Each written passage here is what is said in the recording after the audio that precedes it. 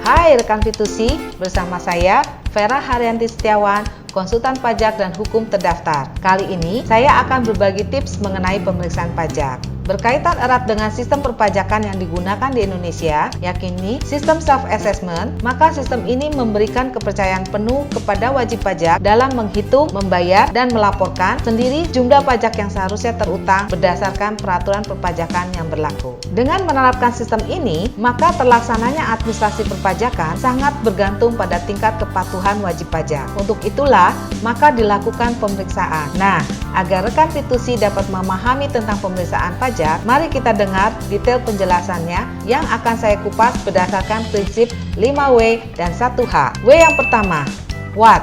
Apa itu pemeriksaan pajak? Pemeriksaan pajak merupakan serangkaian kegiatan menghimpun dan mengolah data, keterangan, dan atau bukti yang dilaksanakan secara objektif dan profesional berdasarkan suatu standar pemeriksaan dengan tujuan untuk menguji kepatuhan dan tujuan lain dalam rangka melaksanakan ketentuan perundang-undangan perpajakan. W yang kedua, who?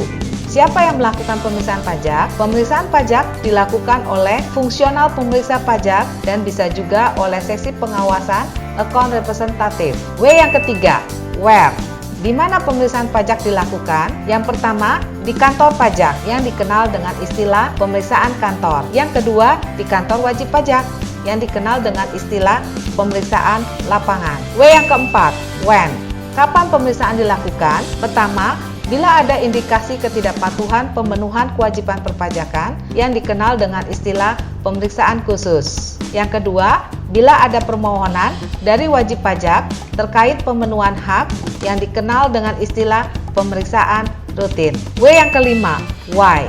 Mengapa dilakukan pemeriksaan? Yang pertama, karena pemerintah mau menguji kepatuhan pemenuhan kewajiban perpajakan. Yang kedua, karena tujuan lain dalam rangka melaksanakan ketentuan perundang-undangan. Dan tips yang terakhir mengenai how.